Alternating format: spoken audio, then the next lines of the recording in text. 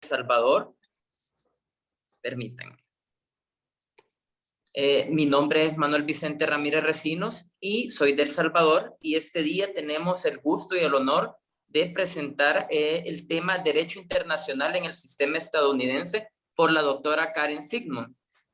La doctora Karen Zsigmond es la directora asociada del Instituto Latinoamericano de Derecho y Justicia a partir del año 2018. Entre sus estudios se encuentran un doctorado en filosofía en el año 2008, un máster en Derecho en el año 2001 por Tulane University Law School, un Juris Doctor en 1996, University of San Diego School of Law, un Bachelor of Arts, University of California, San Diego. Así también, como experiencia laboral, tenemos de que ella trabaja en California Western School of Law. También tenemos que es directora asociada del Instituto Latinoamericano de Derecho y Justicia a partir del año 2018. Ha cursado como tecnológico en Monterrey también. Ha sido profesora investigadora del tecnológico de 1999 al año 2018 en diversas materias a nivel de maestría y licenciatura, entre las cuales ha impartido introducción al sistema legal de Estados Unidos, regulación internacional del comercio, derecho comparado, derecho internacional público.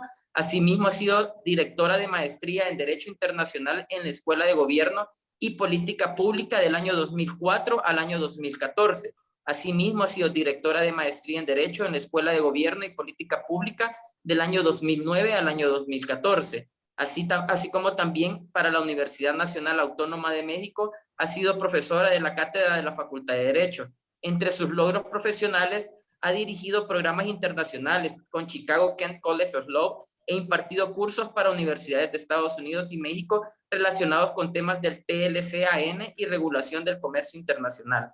También ha trabajado con varios panelistas en controversias entre México y Estados Unidos en casos bajo el capítulo 19 del TLCAN. Ha litigado en el estado de California, donde es miembro de la California Bar Association. Entre sus publicaciones hay libros como Tratados Internacionales, Teoría y Aplicación de los Tratados Comerciales en México, Problemas Actuales del Derecho Internacional, donde ha participado con coordinación de Emilio Rabasa Gamboa en el año 2010. Así como también Mexican Banking Laws, Evolution into NAFTA and the Global Economy en el año 2018, y ha publicado varios capítulos de libros y artículos en revistas académicas. Doctora Karen Zsigmond, es un honor tenerla con nosotros y será un gusto que pueda impartir este tema a muchas personas de acá de Latinoamérica y a todos los que nos escuchan. Es un gusto tenerlos acá y pues le doy la palabra a la doctora Karen Zsigmond. Muchísimas gracias, maestro Vicente Ramírez, por la presentación. Muchas gracias a todos los que esta tarde nos acompañan en este tema que para mí es un tema que tengo muchísimos años con esta inquietud del derecho internacional, el derecho internacional comparado en diferentes ámbitos, puede ser en la parte comercial y en otros temas que vamos a estar revisando el día de hoy. Si me pudieran hacer el grandísimo favor de encender sus cámaras y su conexión de internet se lo permite para poder tener una plática con todos los que están por aquí y en el momento que tengan alguna pregunta la puedan hacer y podamos platicar, conversar, dialogar sobre este tema que no hay respuestas concretas, sino que es un tema que va evolucionando. Entonces es más que una conferencia, es una plática entre colegas, o por lo menos así me gustaría que sea.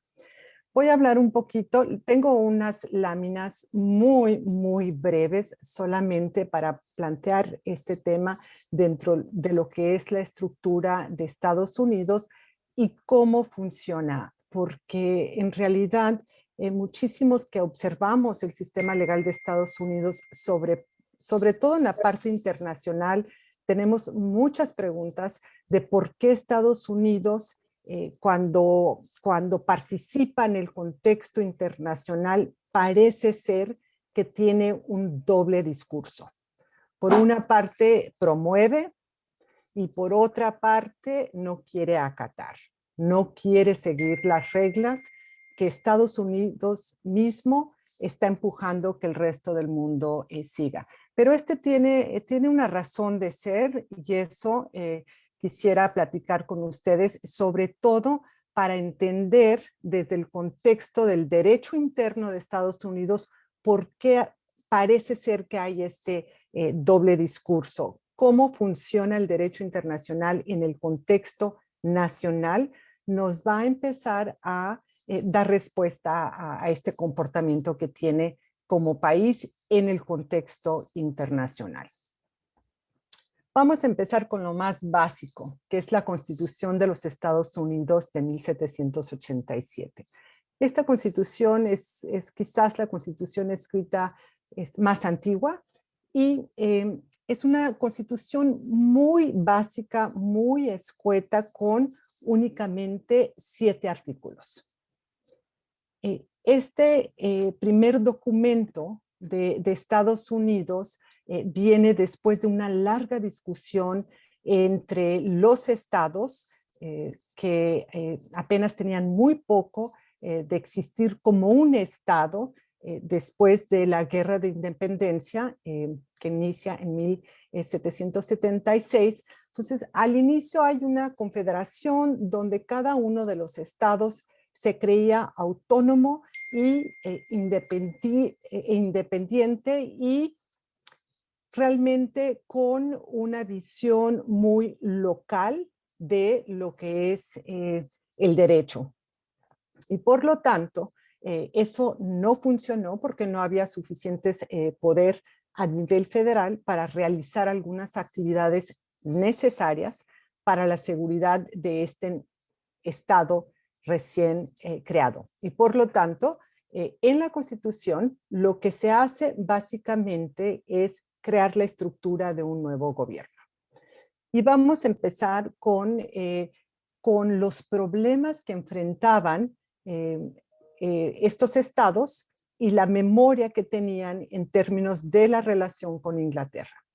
Querían establecer un gobierno que tuviera estos pesos y contrapesos y no permitir que ninguno de los poderes tuviera todo el poder o que fuera más, digamos, que tuviera más poder que los otros. Entonces, crean un sistema que en los primeros 3 artículos de la Constitución describen qué es lo que va a hacer cada uno de los poderes. Y empezamos con el artículo 1 de la Constitución, que nos habla del poder legislativo, y aquí es donde la Constitución, que es un documento quizás de 4 pergaminos, se dedican mucho tiempo a primero indicar quiénes pueden participar en el poder legislativo, cuáles son los requisitos, y después cuáles van a ser los poderes explícitos del poder legislativo. En el artículo 2 nos hablan de el poder ejecutivo, y aquí parece ser que el poder ejecutivo es el poder que va a tener todas las facultades o gran parte de las facultades para tratar los temas internacionales. Es el poder ejecutivo que tendrá la facultad con el Consejo y consentimiento del Senado para celebrar tratados. Entonces aquí empezamos a ver cómo no quieren darle todo el poder a una persona, el presidente, y crean este contrapeso que va a tener el Congreso para este peso y contrapeso para estar revisando lo que hace el Poder Ejecutivo en términos de las relaciones internacionales. Y el artículo 3 de la Constitución, si uno tiene la oportunidad de revisar la Constitución, parece ser que es un artículo muy, muy pequeño y que realmente no otorga mucho poder a esta rama, que es el Poder Judicial. Y no es hasta mucho después que realmente a través de una decisión, Marbury versus Madison, donde la Suprema Corte indica que va a ser la Suprema Corte que decida si el actuar de los otros 2 poderes es de acuerdo a la Constitución o no. Y por lo tanto, se pone en ese mismo nivel que los otros 2 poderes. Entonces, en cuestiones internacionales, cada uno tiene un rol muy importante, pero de revisión de lo que están haciendo los otros. Si el presidente sale a negociar algo, tendrá que regresar y buscar la aprobación del Senado, y ya que se implementa, si hay una ley para implementar lo que se negoció, puede que el Poder Judicial, la Suprema Corte, esté revisando si eso está de acuerdo a la Constitución o no. Entonces siempre hay esta revisión de un poder en el trabajo que está haciendo el otro. Y esto hay que pensar en términos de la historia de Estados Unidos y de cómo está estructurado en términos políticos, que puede ser muy diferente a lo que sucede en otros países. En el caso de Estados Unidos, como podemos ver, en muchas ocasiones el presidente es de un partido político y quizás el Congreso sea de otro partido político y por lo tanto están negociando constantemente para que lo que haga el presidente, el Senado, que puede ser, digamos, si el presidente es demócrata, el Senado puede ser mayormente republicano y puede o ratificar o no lo que hace el presidente, y esta cuestión va a afectar la manera en la cual Estados Unidos está pensando en términos de cómo incorporar ese derecho internacional a través de un tratado al derecho interno. Igual, el artículo 6 nos habla de la cláusula de supremacía, que nos dice que los tratados que se hacen deben de estar de acuerdo a la Constitución y serán la suprema ley dentro de la nación.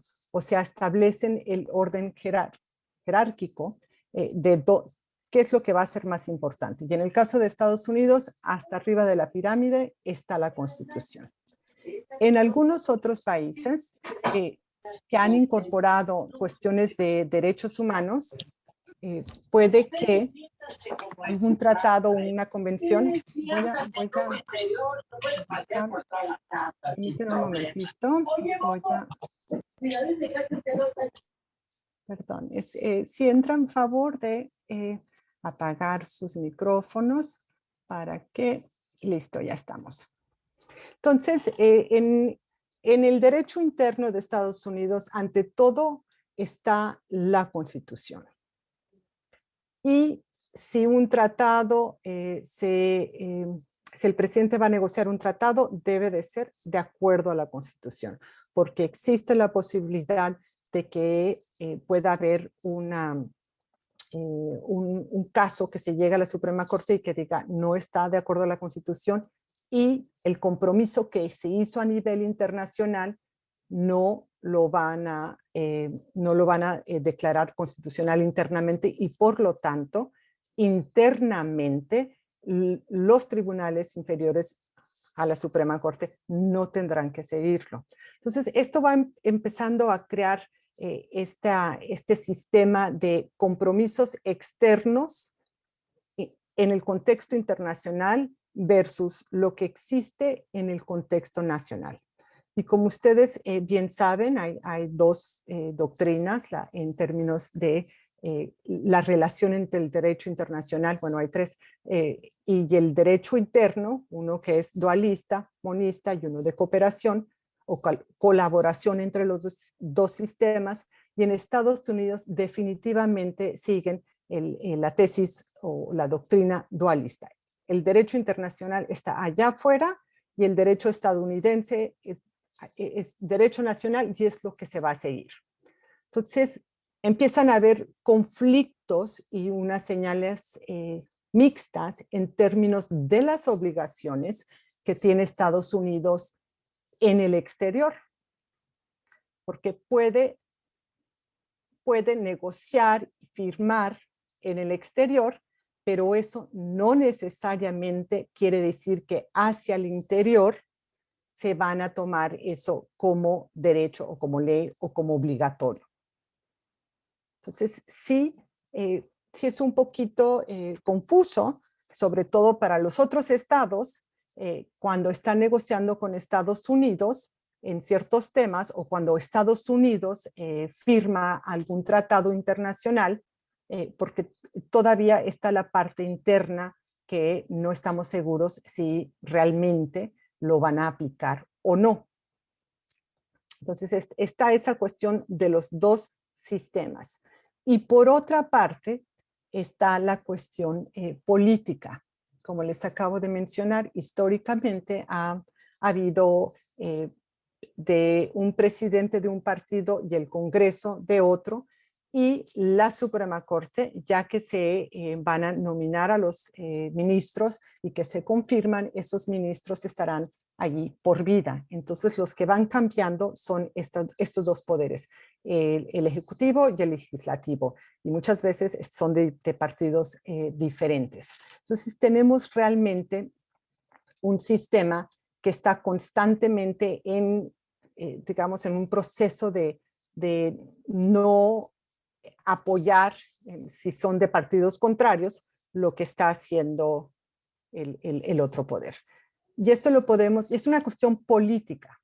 Esto lo podemos ver en compromisos adquiridos a nivel internacional también. Por ejemplo, no sé si recuerdan que cuando Obama estaba en la Casa Blanca, firmó el Acuerdo de París, y toda la cuestión relacionada con el calentamiento global apoyaba en el contexto internacional y también en el contexto nacional que Estados Unidos tomara una parte muy activa para tratar de detener este fenómeno. Cambia la administración, llega el presidente Trump y tiene ideas políticas muy diferentes en este sentido. Y lo primero que hace es decir, Estados Unidos se va a salir de este compromiso, o ya no queremos ser parte, y viene unos pasos, ¿no? Todo lo que había avanzado la administración de Obama en un cambio político, vamos de regreso, ¿no? Ya. Entonces, esto es completamente por cuestiones de intereses políticos. También esta administración cambió todo el sentido del derecho interno para relajar las medidas que la otra administración había implementado. Entonces hay cuestiones legales entre el sistema internacional y nacional, pero también es en gran parte está relacionada a la situación política interna de Estados Unidos. Vamos a continuar con el rol de la Suprema Corte. Como había mencionado, está este sistema de pesos y contrapesos. También mencioné que ya que una persona se confirma para ser ministro de la Suprema Corte, está en ese puesto por vida, hasta que decida retirarse, o en los últimos dos casos, hasta que decida, bueno, no decidan, pero hasta que una persona por ejemplo, este año pasado murió Ruth Bader Ginsburg. Entonces hubo la posibilidad de nominar a una nueva ministra. Y la nominación de los ministros también es una cuestión completamente política. Si un presidente llega a la Casa Blanca y hay esta posibilidad de nombrar a un ministro, ese ministro va a ser una persona que siga las ideas políticas, legales del presidente y de su partido. Si es un presidente más hacia una tendencia liberal, va a poner a alguien o va a nominar, y el Senado lo confirma, van a nominar a alguien que tenga y que siga esas ideas. Y de lo contrario, lo mismo, si tienen ideas muy conservadoras, van a querer poner o nominar a personas que sigan esa tendencia, porque saben que la Suprema Corte es la que tiene la última palabra, según el caso de Marbury versus Madison, en decidir si lo que hacen las otras dos ramas o los otros dos poderes es constitucional o no. Entonces tiene un rol muy importante en esta determinación de qué pasa en cada uno de los temas y sobre todo qué pasa, para propósitos de nuestra plática del día de hoy, qué pasa con el derecho internacional. Entonces, conforme va decidiendo un caso, que en el sistema Common Law, un caso establece un precedente que es obligatorio para todos los tribunales en Estados Unidos. Es muy importante cuando la Suprema Corte dice cuál va a ser la relación del derecho interno con el derecho internacional. Y aquí, en la siguiente lámina, vamos a platicar de algunos casos y algunos conflictos entre lo que ha sucedido a nivel internacional y en el derecho interno en relación a algunos tratados y algunas obligaciones que Estados Unidos tiene en el contexto internacional, pero que en el contexto nacional la Suprema Corte tiene la última palabra para decidir si sí o si no, a pesar de las obligaciones en el contexto internacional. Y por lo tanto, creemos que la Suprema Corte es como un filtro entre el derecho internacional y el derecho constitucional estadounidense. Está midiendo, está decidiendo qué es lo que va a pasar en cada uno de los ámbitos. Y aquí sí me gustaría platicar de algunos casos que quizás ustedes ya conozcan, pero para dar algunos ejemplos de cómo funciona y cómo se relacionan estos dos sistemas donde la Suprema Corte de Estados Unidos tiene la última palabra. Vamos a hablar de algunos casos. Quiero empezar con uno muy conocido, por lo menos en México. Es el caso de Avena en la Corte Internacional de Justicia. Y este caso, los hechos empiezan en Texas cuando mexicanos, creo que eran como 54, 51 mexicanos, estaban esperando la pena de muerte.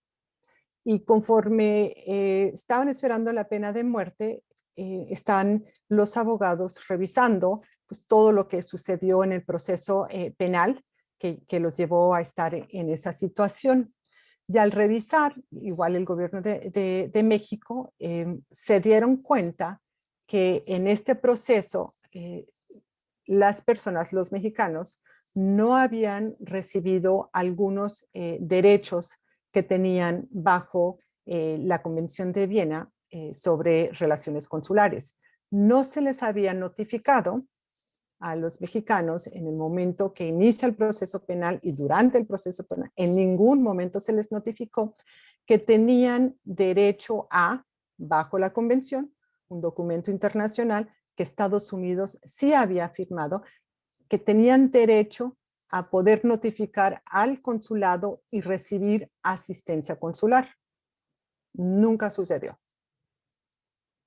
Entonces, en el momento que inicia la demanda en México, lo hace en la Corte Internacional de Justicia, porque es una convención internacional. México, Estados Unidos son parte de esa convención y por lo tanto se van a la Corte Internacional de Justicia para que revise el incumplimiento de Estados Unidos en este proceso. Y por lo tanto, esperaban que si había una decisión a nivel internacional, esa decisión iban a poder detener el proceso al cual estaban sujetos los mexicanos en Texas y en otros lugares, sujetos a la posibilidad pues de la pena de muerte. En la Corte Internacional de Justicia se lleva a cabo el caso y finalmente se emite una decisión. Emite una recomendación inicialmente para detener las ejecuciones y finalmente una decisión que sí indicaba que Estados Unidos no había cumplido con sus obligaciones bajo la convención. Si no cumplió, que se detengan esos procesos. Ahora, si no cumple Estados Unidos y un tribunal fuera de Estados Unidos está indicando el incumplimiento, la pregunta a nivel interno es, ¿quién es la Corte Internacional de Justicia para decirme qué es lo que tengo que hacer? Yo no voy a acatar una decisión de alguien o algunas personas que están allá afuera, aunque Estados Unidos firmó. Entonces, está la decisión de la Corte Internacional de Justicia, inicia un proceso interno en un caso que se llama Medellín versus Texas, que este proceso sí llega a la Suprema Corte de Estados Unidos, porque después de la decisión de la Corte Internacional de Justicia, Texas, pues yo no sé quién es la Corte Internacional de Justicia, yo no tengo por qué seguir lo que sucede allá afuera, yo lo único como Estado es que tengo que seguir lo que me indique mi Suprema Corte de la Nación. Entonces se inicia un proceso porque se quiere detener la ejecución en Texas con base en una orden ejecutiva del presidente Bush diciéndole al estado de Texas, espera, no vamos a ejecutar a estas personas porque hay una decisión en la Corte Internacional de Justicia. Entonces, el conflicto interno es, a ver, el presidente puede decirle, ¿no? La pregunta es, ¿puede decirle al Estado que tiene que seguir una decisión de un tribunal internacional? Y empieza todo una controversia interna sobre el proceso penal y los poderes del presidente. Inicié esta plática hablando de los diferentes poderes y cómo hay un sentido de que están revisando uno y otro qué es lo que está haciendo y que finalmente la Suprema Corte va a decir si el poder ejecutivo, el presidente, puede emitir con base en la Constitución una orden diciéndole al Estado, tú debes de seguir una decisión que se hizo allá en el contexto internacional. No sé si ya los confundí, ya los perdí en todo este proceso. Pero finalmente la Suprema Corte decide que no tiene ese poder el presidente de decirle a un Estado, tú debes de seguir, ¿no?, la decisión de la Corte Internacional de Justicia. Y además, también está una parte de proceso penal, que también tiene una cuestión por allí de, ya que uno hace todo el proceso penal en un juicio, hay una situación de apelación, como es en este caso, que se va apelando la decisión. Si no se dice o si no se introduce o se presenta o se objeta o hay evidencia al inicio, no puede uno después, en el proceso penal tejano, decir, es que se me olvidó convocar o hacer notar que no se había seguido el proceso consular de acuerdo a esta convención internacional. Para empezar, la mayoría de las personas previo a este caso, la mayoría de los policías previo a este caso, no sabían que Estados Unidos había firmado una convención que indicaba que en el momento de arresto, si una persona es extranjera, se le debe notificar al consulado. Entonces, no se estaba haciendo esa notificación. Sin embargo, igual en esta parte de proceso penal, la Suprema Corte igual dijo, no puedes presentar un argumento que no se presentó al inicio. Eso va en contra del proceso penal que establece el estado de Texas en este sentido. Y no hay posibilidad de incorporar este argumento ya después. Entonces aquí tenemos un caso que sucede a nivel internacional en un tribunal internacional con una decisión y a la par un proceso interno y ustedes seguramente ya saben qué sucedió. ¿Cuál de estos procesos va a seguir el estado de Texas? Pues va a seguir las indicaciones de su Suprema Corte, de la Suprema Corte de la Nación de Estados Unidos. Esa es lo que tiene la obligación de seguir. No tiene la obligación de seguir nada más que la Suprema Corte. Y la Suprema Corte es quien va a decidir si sí o si no, porque el presidente de hecho intentó acatar la decisión del Tribunal Internacional y la Suprema Corte dijo, tú no tienes poder para hacer eso.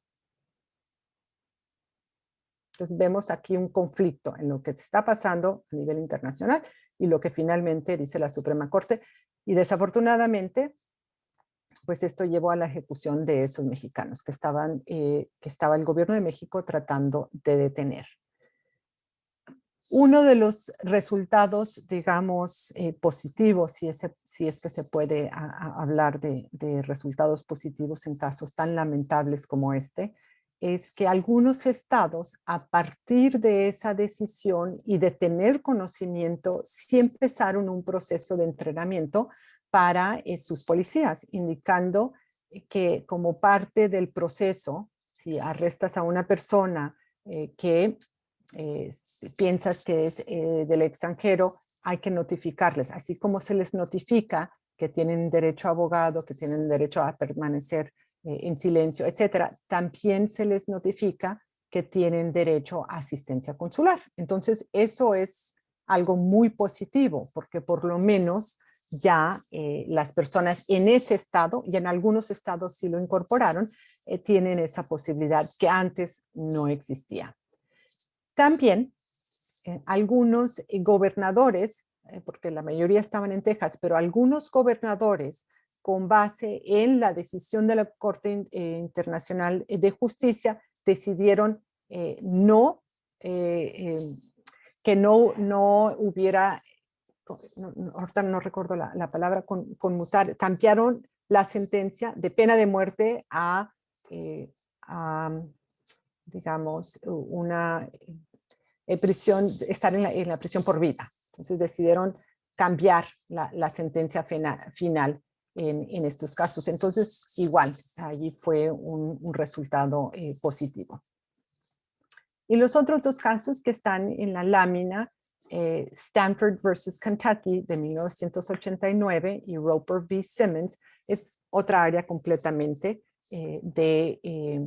no se trata de relaciones consulares o algo por el estilo, pero nos indica cómo actúa la Suprema Corte en relación al derecho internacional en otro tema. En Stanford versus Kentucky de 1989, en este caso hubo un joven menor de edad que cometió una serie de crímenes por lo cual lo habían sentenciado a la pena de muerte. Y en este caso, la Suprema Corte, llegó el caso a la Suprema Corte y se argumentaba que los menores no deben de estar sujetos a la pena de muerte, y entre todos los otros argumentos incluyeron los abogados también que esto iba en contra de la protección a los niños que existían en las convenciones internacionales, y que de hecho Estados Unidos era uno de los pocos países a nivel internacional que aún aplicaba la pena de muerte para menores de edad. En el caso de Stanford, la Suprema Corte revisó básicamente cuál era la costumbre o la tendencia dentro de Estados Unidos en términos de la pena de muerte para menores y dijo, pues habrán convenciones allá afuera que protejan a los niños, habrán todas las convenciones de derechos humanos, pero dentro de Estados Unidos nuestras costumbres indican que no hay ningún problema con aplicar la pena de muerte a los niños, porque estamos analizando la pena de muerte de acuerdo a la enmienda número 8 de la Constitución, que sí es algo cruel e inusual. Y si la mayoría de los estados la están aplicando, entonces esa es nuestra costumbre y no vamos a seguir lo que dice el derecho internacional. Y por lo tanto, en 1989 se siguió, dijo, ¿no? Declararon constitucional aplicar la pena de muerte a menores y no hicieron caso a derecho internacional. Años después, en Roper v. Simmons, un caso muy similar, un menor de edad mató a algunas personas, todo, ¿no? Todo casi igualito, y de nuevo llega a la Suprema Corte y el análisis siempre se hace desde un punto constitucional. Lo que tiene que analizar la Suprema Corte es si el actuar del Estado es constitucional o no, de acuerdo a las protecciones que brinda la Constitución a las personas. Y de nuevo, estamos hablando de la enmienda número 8 de castigos crueles e inusuales, y en este caso también se incorpora un análisis del derecho internacional. Y la Suprema Corte decide que después de analizar las tendencias tanto en el exterior como hacia el interior de Estados Unidos, que sí había una tendencia de cambio en términos de no aplicar la pena de muerte a menores. Y reconoce que esto también en el derecho internacional hay una protección a los niños. Entonces, de alguna manera, y dice, bueno, a partir de este momento ya no vamos a aplicar la pena de muerte porque va en contra de la octava enmienda, pero hace caso y considera el derecho internacional para llegar a esa conclusión. Sin embargo, es un análisis constitucional. Tienen que ver la ley de acuerdo a la Constitución, no la ley de acuerdo a la Convención de Protección a Derechos a los Niños. No, están haciendo un análisis constitucional. Sin embargo, están tomando en cuenta esas convenciones, ¿no? Esto depende de la Suprema Corte, como lo mencioné hace un momento, de quiénes son los miembros, quiénes son los ministros. ¿Son ministros progresistas o son ministros muy conservadores textualistas que van a ver únicamente el texto y que no van a considerar otras cosas excepto la Constitución? No van a ver las convenciones internacionales, si las firmó o no las firmó el gobierno de Estados Unidos. Y por lo tanto, seguimos en el mismo sentido de que la aplicación del derecho internacional en el contexto estadounidense dentro del sistema legal de Estados Unidos va a depender de varios factores. Sobre todo, va a depender si el presidente tiene al Congreso de su parte que ratifiquen el tratado, si es un tratado, y que apliquen a través de una ley que implemente ese tratado para que sea derecho interno la obligación que tiene a nivel internacional. Y por otra parte, si la Suprema Corte, dependiendo de los ministros, va a darle un gran peso o no al derecho internacional en su análisis de una pregunta constitucional. Y con eso concluyo mi parte. Me encantaría escuchar las preguntas de los que están por aquí el día de hoy. Si me permites, Karen. Yo tengo una pregunta y quisiera que, no sé si nos puedes contestar, cómo la nueva administración, qué tan favorable para América Latina es para los Estados Unidos que se respeten las sentencias de la Corte Internacional. Yo creo que uno de los grandes retos que tiene esta administración de Biden es tratar de cambiar todo lo que vino haciendo Trump.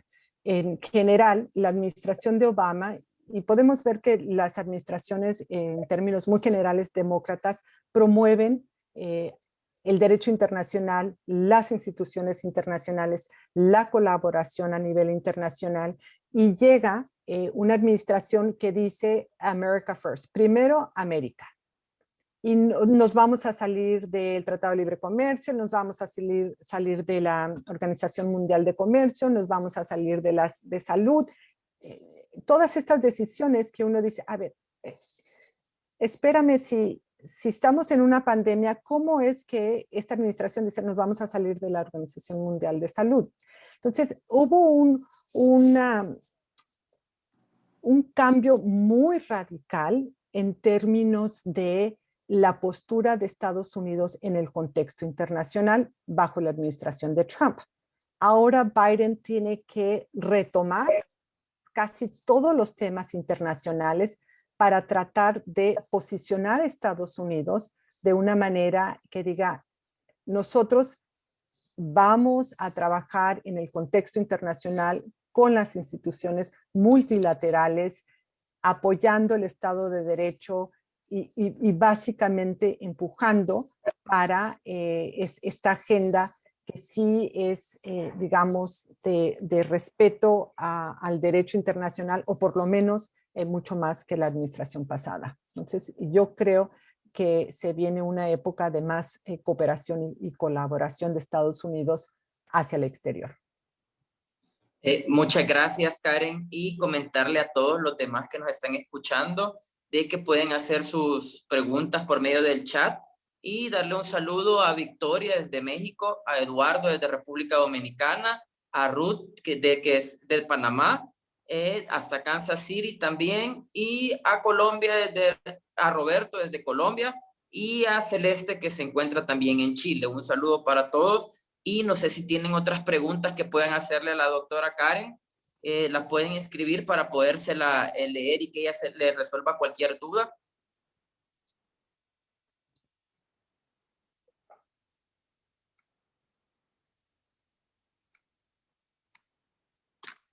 En espera, Karen, de que nos haga, sí, dice Juan Hernández, dice, ¿la política migratoria será igual desde Washington?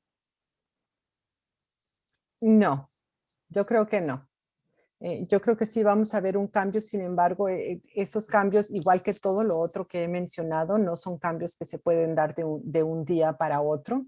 Sí, creo que la administración de Biden en cuestiones de migración no sabía el tamaño de los problemas que tenemos en este momento en la frontera, pues sí requieren de acción mucho más rápida, ágil, para poder apoyar a las personas que están en esta situación.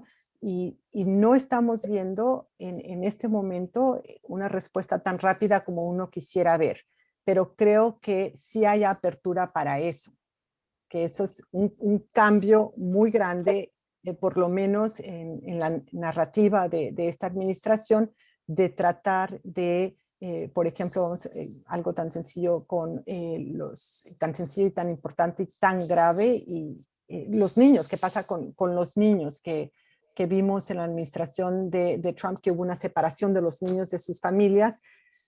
Pues tratar de localizar a las familias no sucede de un día para otro, y sí las instituciones a nivel local, digamos, en San Diego, trataron de apoyar al gobierno federal en este sentido. Entonces, sí hay un cambio, y creo que las cosas van a mejorar, y como lo he mencionado, pues no tan pronto como uno quisiera. Pregunta Rubén Leal, Karen, ¿qué opinión tiene el derecho internacional privado y las sentencias emitidas en el extranjero, tribunales locales, y cómo ejecutarlas en Estados Unidos? ¿Qué piensan los estados respecto a ellas? Bueno, el derecho internacional privado, nosotros le llamamos conflicts of law, ¿no? Conflictos entre las leyes de un lado y las leyes del otro. Yo creo que, bueno, para empezar, en la mayoría un comentario así muy aparte, en la mayoría de las facultades en Latinoamérica tienen esta materia, el derecho internacional privado, del derecho internacional público, como una materia obligatoria para todo alumno que está estudiando derecho. No es el caso en Estados Unidos.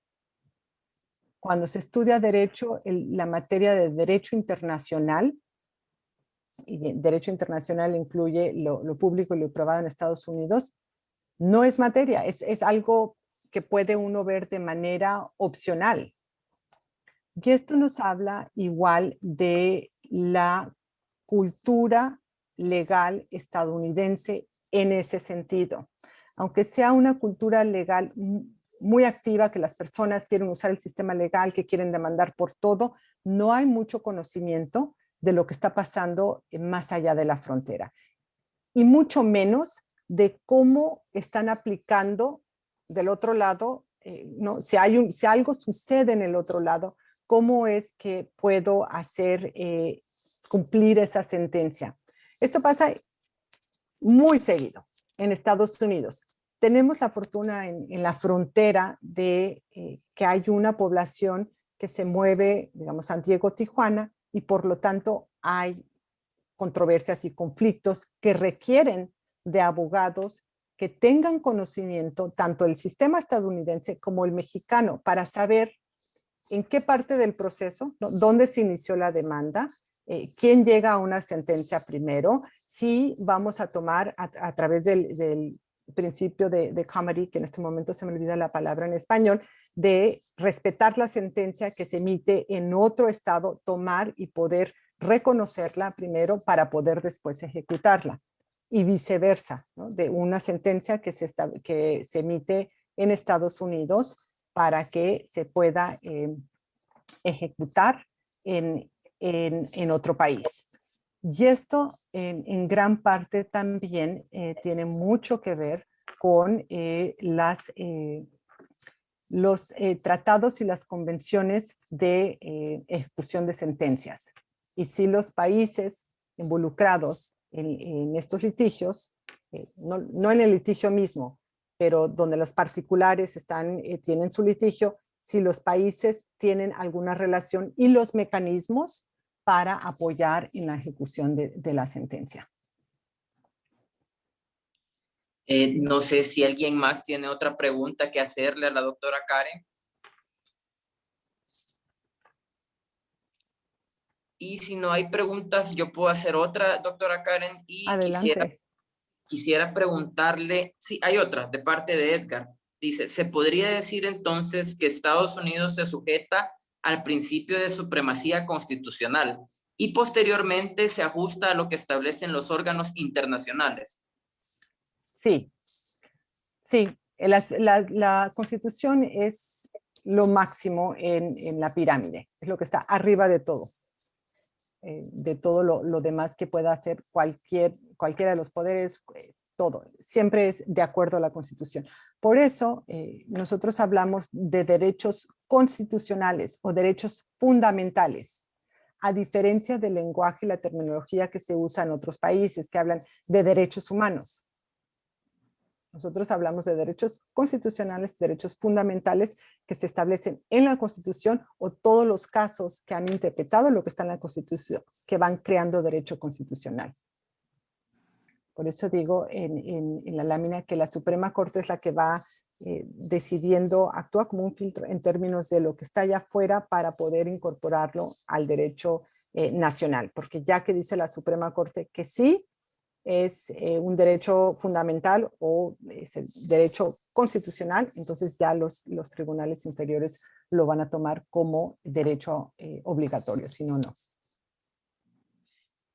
Dos preguntas más, Karen. Dice Santiago Silva Mesa, ¿la teoría dualista se aplica de igual manera para acreditar en otro país el derecho de Estados Unidos? Eso es, cada estado, cada país determina, y generalmente lo hace en su constitución, cuál va a ser la relación de su derecho interno con el derecho internacional. Eso lo decide cada país. Estados Unidos ha decidido que en el contexto nacional, va a ser la Constitución arriba de todo.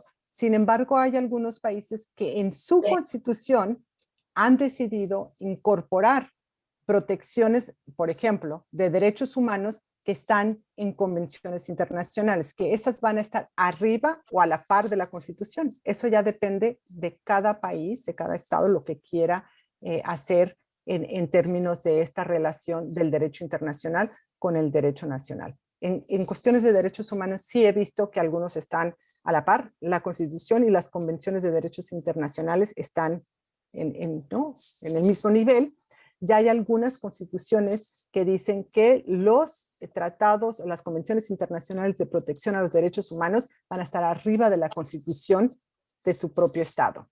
En Estados Unidos la constitución está arriba de todo. Pregunta Juan Hernández Flores. En controversia donde se opongan intereses entre la Constitución y la Corte Internacional, ¿quién prevalece? La Constitución. Dice controversia donde Estados Unidos de América está suscrito mediante firma de tratado internacional. Sí, la Constitución va a estar arriba de todo. Y por eso me gusta ver el caso de Avena, porque ahí vemos claramente cómo un tribunal internacional toma una decisión que internamente no hay obligación de seguir. En el contexto internacional tiene la obligación, pero internamente y quien puede ejecutar es el contexto nacional y no hay obligación de hacerlo. Gracias, doctora. Creo que Ruth Vigil tiene una pregunta más y me imagino que ha de estarle escribiendo porque pregunta, doctora Simon. Pero de hecho tengo una pregunta por parte mía, doctora. Digamos de que en este caso la Corte Interamericana de Derechos Humanos podría ser como, para América Latina podría ser como similar a la Corte Internacional de Justicia para lo que es en Estados Unidos. La Corte Interamericana de Derechos Humanos es Sí. una corte regional sobre un tema específico, que son los derechos humanos. Igual, si es que la Corte Interamericana de Derechos Humanos dicta o decide, toma una decisión en contra de Estados Unidos, en algún sentido, Estados Unidos no lo va a seguir. No tiene la obligación de seguirlo internamente. Gracias, doctora. No sé si alguien más tiene otras preguntas. Dice Edgar Mendoza Santiago. Entonces, en Estados Unidos los derechos son otorgados por el Estado a sus habitantes, contrario a lo que establecen otros lineamientos en Latinoamérica, sobre que los derechos existen, independientemente de que sean reconocidos por el Estado. Sí, bueno, hay y tendríamos que ver la Constitución completa porque a pesar de que hay unos derechos explícitos y lo que es la Carta de Derechos que conocemos como the Bill of Rights, también hay unas enmiendas que dice que los derechos que no se otorga en esta Constitución, en estas enmiendas, son reservados para los estados y para las personas. Entonces, no es únicamente lo que está en la Constitución. Y por eso, para dar un ejemplo, hay algunos derechos que se van creando cuando van estableciendo nuevos precedentes, o más bien, no es que se van creando, es que se van declarando como un derecho fundamental. Por dar un ejemplo, la Constitución de Estados Unidos no menciona la palabra privacidad, el derecho a la privacidad. Sin embargo, es un derecho fundamental. ¿Por qué? Porque a través de ciertos precedentes ha evolucionado para crear un derecho a la privacidad. Entonces, la Constitución dice, estos no son todos. Entonces, no es únicamente lo que se otorgue allí, no son todos. Hay unos que están reservados para los estados y para la gente.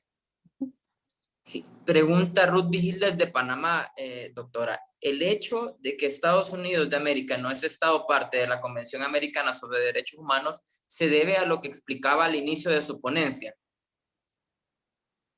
¿Es una pregunta? Perdón. Sí, pregunta, el hecho que Estados Unidos de América no es Estado parte de la Convención Americana sobre Derechos Humanos se debe a lo que explicaba al inicio de su ponencia.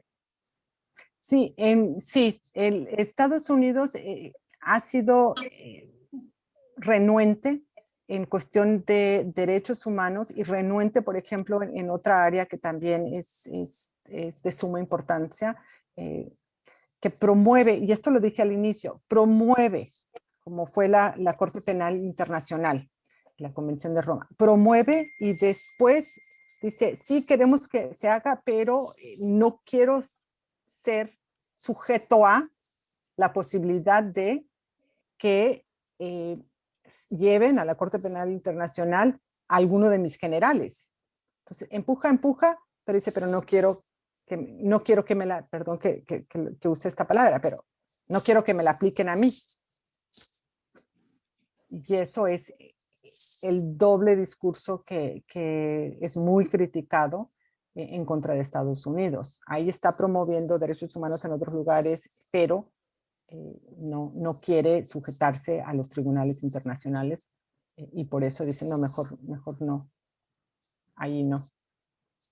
Entonces, sí hay, no sé si con eso contesto la pregunta, pero...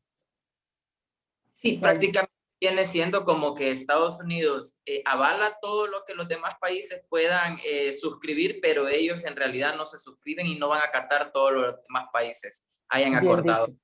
Así es. Vaya. Así es. Pregunta Gustavo Prieto. ¿Existe alguna sanción por parte de la Corte Internacional de Justicia a los países que incumplan con sus estatutos? Es la primera pregunta. Y la segunda es, ¿cuál es el propósito de Estados Unidos al ser miembro pero no acatar sus estatutos? Bueno, al ser miembro tiene una voz activa. Y este es uno de los, regresando a la primera pregunta, ese es uno de los gran retos del derecho internacional. Cómo hacer que los países que son soberanos cumplan. Porque en el contexto nacional, si una persona o una organización no cumple con el derecho interno, hay una sanción y hay quien la pueda ejecutar.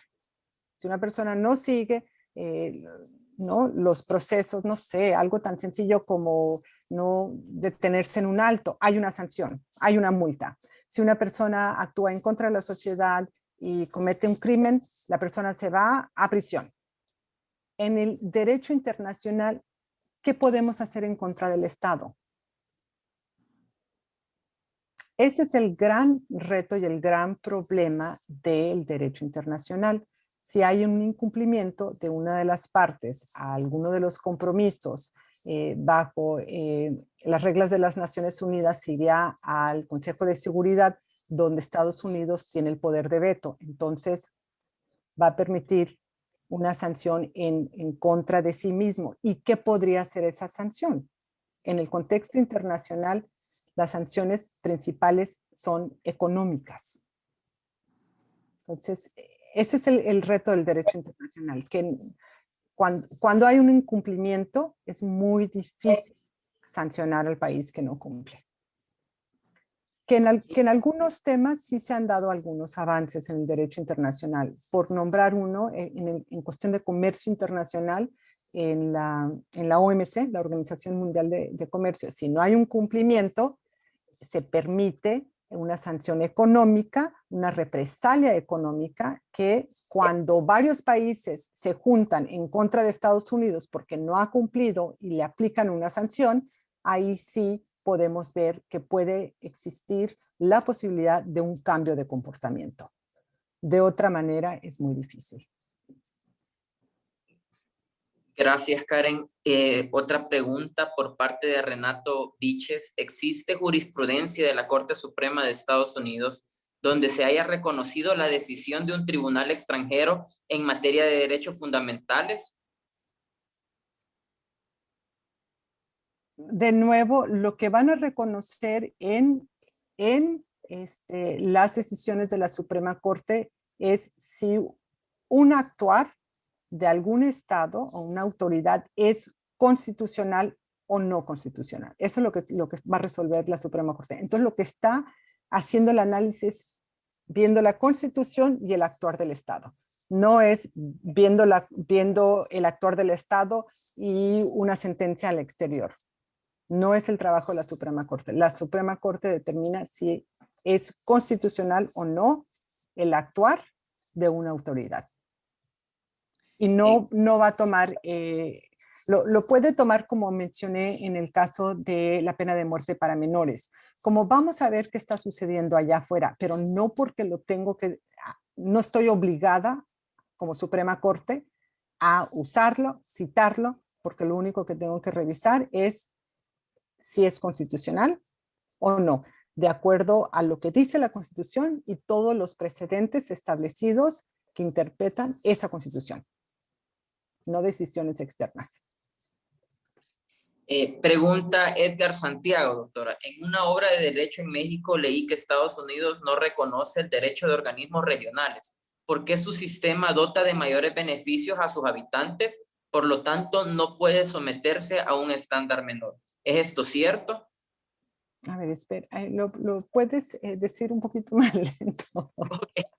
Vaya, doctora, dice, en una obra de derecho en México leí que Estados Unidos no reconoce el derecho de organismos regionales porque su sistema dota de mayores beneficios a sus habitantes. Por lo tanto, no puede someterse a un estándar menor. ¿Es esto cierto? Ok. De nuevo, Estados Unidos va a seguir la Constitución, está arriba de todo. Entonces, el caso de Medellín precisamente trata este tema que se está haciendo en la pregunta.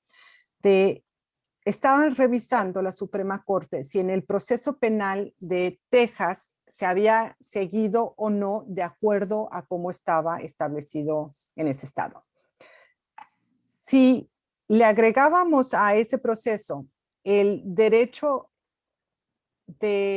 bajo la Convención de Relaciones Consulares, eso le estaba otorgando a los extranjeros un paso adicional, un beneficio en el proceso penal que no iba a tener un estadounidense. Entonces, no sé si me doy a entender.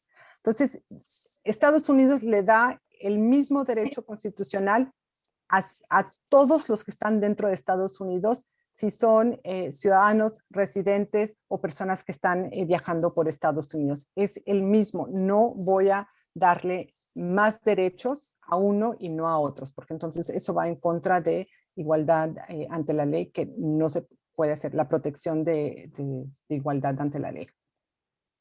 Entonces no voy a dar derechos adicionales a un grupo de personas, otorgado por algo que no sea y que no esté de acuerdo a mi Constitución.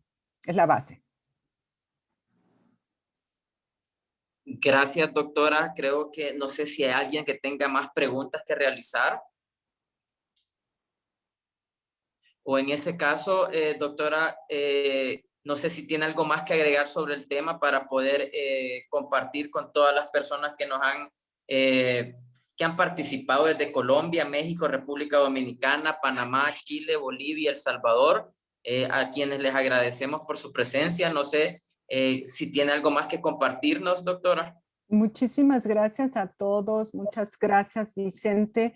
Si es que en algún momento durante esta plática dicen, esto es, en realidad creo que quedé un poquito más confundida o confundido, es porque así han sido las señales que manda la Suprema Corte. Sí, el derecho internacional es parte del derecho interno. No, no lo es y va cambiando. Entonces sí hay se mueve de un lado para otro dependiendo de quienes están en la Suprema Corte y es bastante difícil en el contexto internacional tratar de predecir qué va a hacer Estados Unidos porque pueden haber cambios muy fuertes, como los comenté en términos de, sí, quiero ser parte de este acuerdo, ¿no? El Acuerdo de París, llega una nueva administración, hay un cambio radical, no quiero. Entonces, si se sienten un poquito confundidos, así es el derecho internacional dentro del contexto estadounidense. Muchísimas gracias a todos. Muchísimas gracias a ustedes. Ay, perdón. Buenas noches, un placer saludarlos a todos. Muchísimas gracias, Vicente. Un placer tenerte aquí con nosotros. Por supuesto, muchas gracias a la doctora Karen Sigmund. A las personas que preguntan si compartimos este video, sí, en efecto, este pertenece a los videos de conferencias que subimos en nuestra plataforma de YouTube para que por favor nos sigan en esta plataforma. Tenemos ahí constantemente conferencias que estamos actualizando. Antes de salir, les voy a compartir un video de quién es el Instituto Latinoamericano de Derecho y Justicia, cuáles son los programas que tenemos para compartir a la comunidad y qué beneficios tienen en cada uno de ellos. Permítanme un segundo, les comparto mi pantalla. California Western School of Law es una escuela privada de derecho ubicada en San Diego, California, fundada en 1924. El Instituto Latinoamericano de Derecho y Justicia fue fundado en el 2018 y es el departamento dentro de California Western que administra los siguientes programas completamente en español. Acceso a capacitación, Desde 1998, Acceso capacita en técnicas de litigación oral a abogados en América Latina con la metodología de aprender haciendo. Esta técnica permite a los participantes realizar ejercicios y prácticas con la retroalimentación de abogados litigantes que hablan español y ejercen en Estados Unidos. Maestría en Derecho con especialización en litigación oral. Es un posgrado de Derecho estadounidense dirigido a abogados de América Latina con enfoque en Derecho Penal y Civil. El programa es de un año virtual con clases sincronizadas y asincrónicas. Todos los profesores son abogados litigantes con amplia experiencia docente y práctica. Red Inocente busca replicar el modelo de clínica jurídica con estudiantes de Derecho en América Latina. Capacita, da seguimiento y organiza conferencias gratuitas para hacer conciencia de temas importantes como las condenas erradas. Coordina de manera gratuita los esfuerzos de los proyectos y les da las herramientas para mejorar la administración de sus propias clínicas. Concurso Nacional de Litigación Oral y Audiencias Preliminares.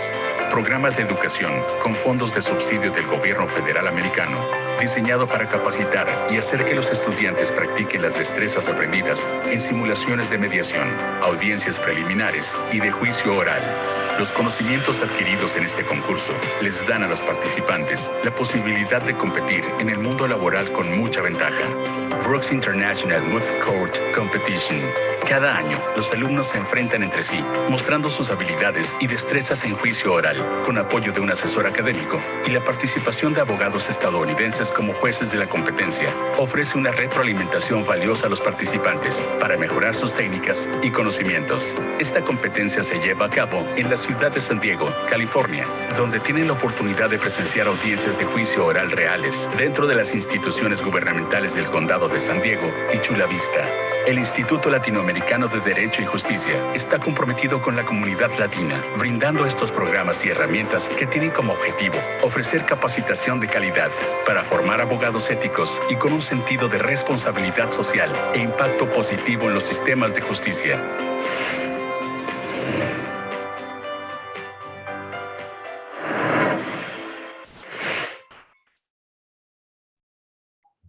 Pues esa es la institución que representamos, California Western School of Law y por supuesto el Instituto Latinoamericano de Derecho y Justicia. Agradezco como siempre a nuestros ponentes, pero antes de que se me vayan, quiero platicar tantito con Vicente, porque precisamente Vicente es uno de nuestros egresados del programa de maestría. Y yo nada más quería, y bueno, saludo también a, por ejemplo, a Juan Hernández, que está por aquí también presente. Muchas gracias por estar con nosotros. Y por ahí algunos de nuestros egresados que veo, que me da mucho gusto que estén aquí siempre en los eventos del instituto, pero bueno, nuestro anfitrión también en esta ocasión pues es Vicente y quería platicar nada más con él. Estamos a un mes de empezar un año más de una generación, la octava generación del programa de maestría en Derecho con especialización en litigación oral.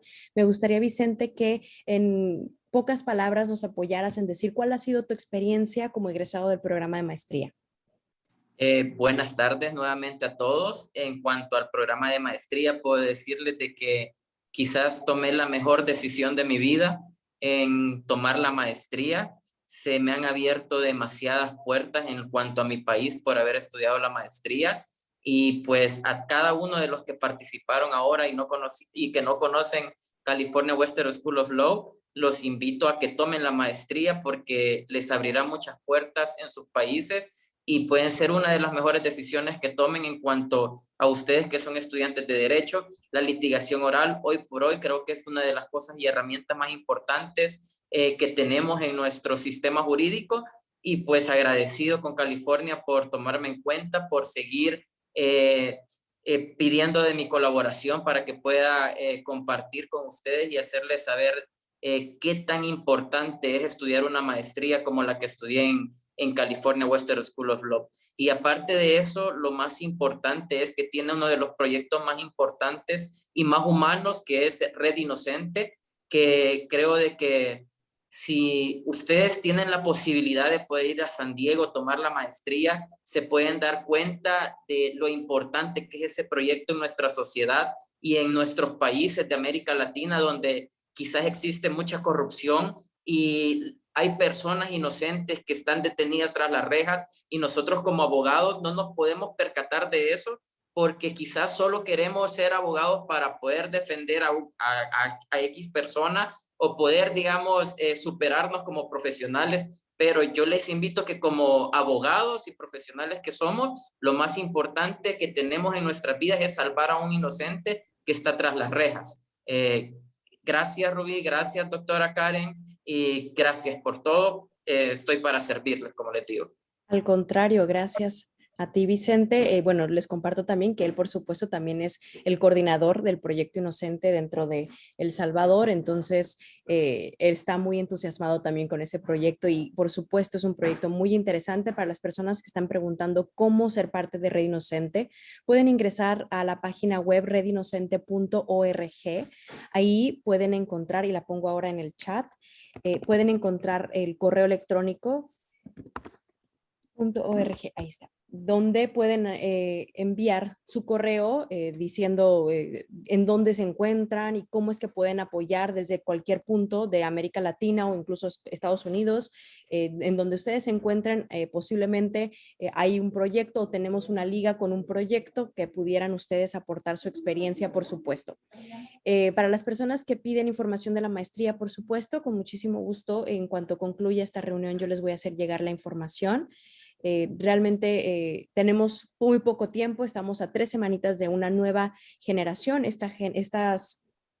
Estos ciclos de inicio de maestría son cada agosto, entonces estamos ya muy cerca del inicio, así que quien estuviera más interesado en este programa de maestría, por supuesto, me lo avisan y con gusto les envío la información de maestría. En el caso de acceso a capacitación, quien esté más interesado en tomar clases, por ejemplo, de inglés jurídico con la doctora Karen Sigmund, de talleres cortos de litigación oral, siempre está ahí el programa de acceso a capacitación. También les puedo poner aquí acceso el link para que puedan ingresar, acceso a capacitación. Karen me puede ayudar con el link porque no puedo hablar y escribir al mismo tiempo. Y en este programa de acceso tenemos muchos diferentes cursos enfocados generalmente en práctica y en técnicas de litigación oral. Estamos usualmente en derecho penal, pero estamos tratando de incluir por ahí algunos otros temas. Los invitamos también a nuestra charla de este mes, que será en 2 semanas, de juicio oral civil. Estamos también empezando a promover las técnicas de litigación oral en materia civil. Gracias, doctora Karen, que ya puso el link. Y con gusto les envío a quienes ya han escrito ahí sus correos electrónicos. Con gusto les voy a enviar la información para la maestría y para los cursos. De todas formas, todos ustedes tienen ya mi correo electrónico, que es desde donde envié la liga, por si estuvieran interesados en recibir más información. Es un placer estar con ustedes. Muchísimas gracias por su paciencia. Muchísimas gracias por haber estado escuchando atentamente esta plática y pues estamos en comunicación, por supuesto. Muchísimas gracias. Saludos a todos los lugares de América Latina desde donde nos están viendo. Buenas noches.